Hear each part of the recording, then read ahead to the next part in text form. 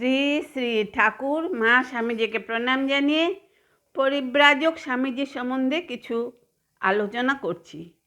পরিব্রাজক জীবনে স্বামীজি ধর্ম ভারতকে দেখেছেন সাধারণ এবং অসাধারণ সকল মানুষের মধ্যে। ত্রৈলঙ্গ স্বামী, স্বামী ভাস্করানন্দ, পাওয়ারি বাবাকে দেখেছেন। অল্পদিন পূর্বে লোকান্তরিত রঘুনাথ দাসের আশ্রমে গিয়ে ওর অপূর্ব জীবন কথা শুনে মোহিত হয়েছেন। দেখেছেন এক মুসলমান সাধুকে, যার অঙ্গের প্রতিটি রেখা বলে দিচ্ছিল তিনি একজন পরমহংস। জেনেছেন যে কোনো মানুষের পতন তার সম্বন্ধে শেষ কথা বলে না। আর স্বামীজির মন কেড়েছিল ঋষিকেশের পাগল দিগম্বর সাধুটি।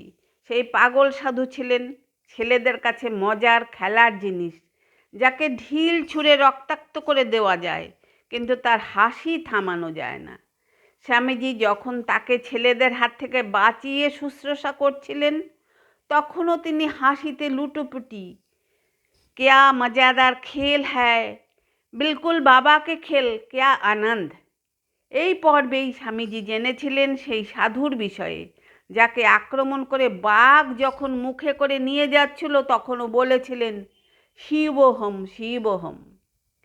স্বামীজির সহিত হিমালয় ভ্রমণের কাহিনী বর্ণনা প্রসঙ্গে স্বামী অখণ্ডানন্দ লিখিয়াছেন, স্বামীজি ও আমি চলেছি, এক জায়গায় দেখি এক সাধু ধ্যান করতে বসেছে।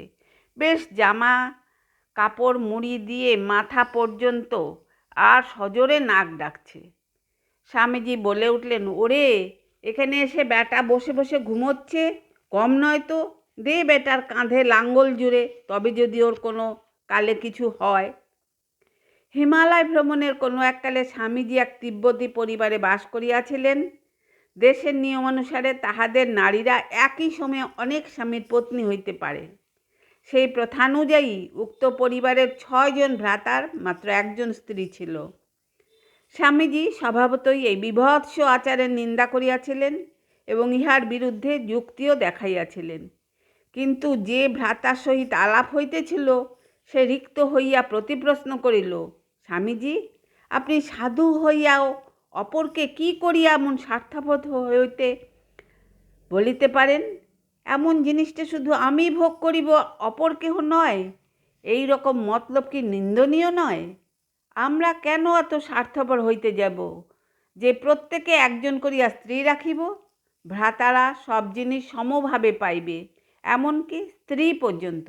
এইরূপ যুক্তি অতি অসার জানিয়াও স্বামীজি এই সরলতা দেখিয়া মুগ্ধ হইলেন। হিমালয় পরিত্যাগ করিয়া মিরাটে উপস্থিত হন। যত্রতত্র বাস এবং অযত্নলব্ধ অন্যে যেন তেন প্রকারে উদরপূরণ ইত্যাদির ফলে স্বামীজির শরীর একেবারে ভাঙ্গিয়া পড়িয়াছিল। অতএব মিরাটে একটু দীর্ঘকাল থাকার পর তাহার স্বাস্থ্যের উন্নতি হইয়াছিল।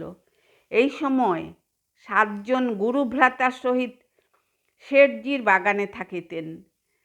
স্বামীজির অভিপ্রায়ানুসারে এই সময়ে স্বামী অখণ্ডানন্দ প্রতিদিন স্থানীয় পুস্তকাগার হইতে স্যার জন ল্যাবকের গ্রন্থাবলীর এক এক খণ্ড লইয়া আসিতেন এবং পরদিবসেই ফেরত দিয়া বলিতেন যে ওই গ্রন্থ স্বামীজির পড়া হইয়া গিয়াছে।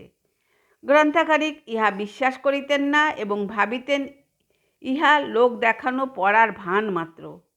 ইহা জানিতে পারিয়া স্বামীজি স্বয়ং একদিন পুস্তকাগারে উপস্থিত হইয়া গ্রন্থকারিককে বলিলেন, মহাশয়, আমি সব কয়খানি বই আয়ত্ত করেছি।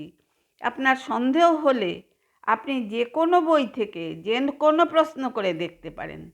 তখন কয়েকটি প্রশ্ন করিয়া এবং সমুচিত উত্তর পাইয়া গ্রন্থকারিক বুঝিলেন তিনি ভুল করিয়াছিলেন।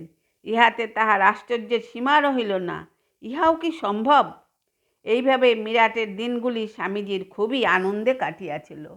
আজ এখানেই শেষ করছি। আপনারা সবাই আমার নমস্কার জানবেন। ভালো থাকবেন, সুস্থ থাকবেন।